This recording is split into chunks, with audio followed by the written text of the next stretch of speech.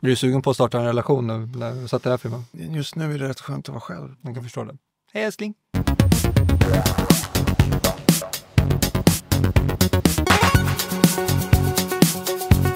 Släpp taget är skriven, regisserad och med Josefin Bornebusch. Gustav vill skiljas från Stella och hon bestämmer sig för att göra ett sista försök att hålla ihop familjen med en liten resa tillsammans. Än en gång så har vi kommit till en recension där vi behöver säga att vi för många år sedan recenserade en film av Josefin Bornebusch som heter Orka.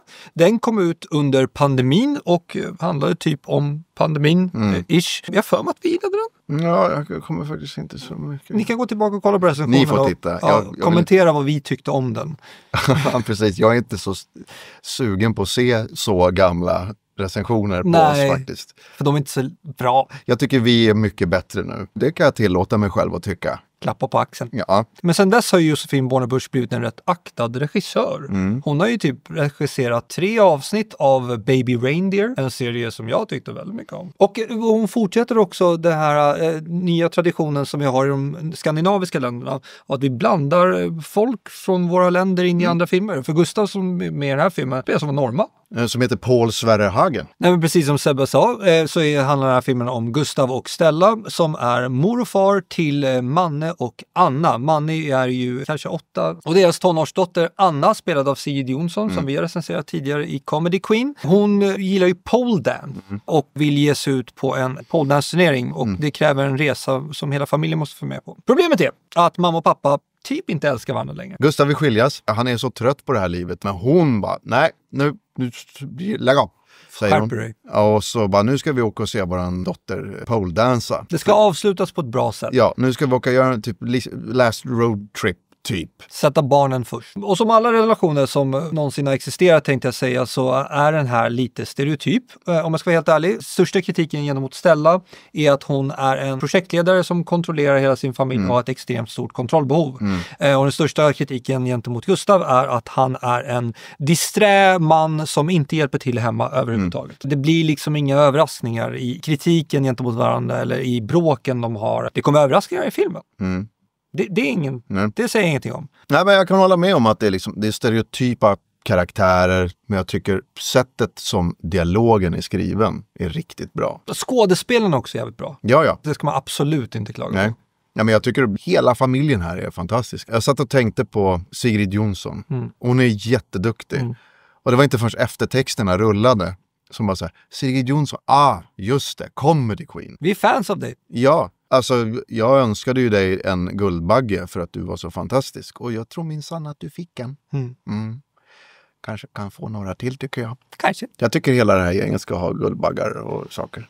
Det blir ju en film som eventuellt, det går inte upp på bio. Så de kan inte få några Guldbaggar, tror jag. Men då får man väl köpa några till dem då? Eller måla några baggar. Yes. Nej, men jag tror att det är kriterium att det måste gå på bio. Vilket är väldigt synd för att som vi har nämnt tidigare så verkar Netflix-produktioner slå bioproduktionerna i Sverige nu för tiden. Vi är ju kritiska gentemot svensk film och det har inte levererat så mycket bra. Men på Netflix, då kommer det grejer. Jag tycker Josefin Bornebusch har gjort någonting väldigt bra här. Både i regi och manus och acting.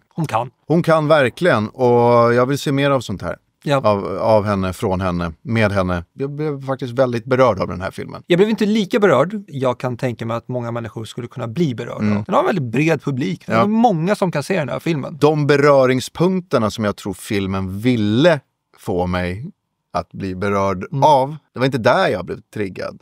Jag tror jag bara var typ så här tacksam och glad över att få se någonting som är välgjort svenskt med väldigt bra skådespelare. I bråk och sånt där, när de står och skäller på varandra eller ber om förlåtelse eller vad de nu gör, att det finns så här, det här är riktigt, det här är familj.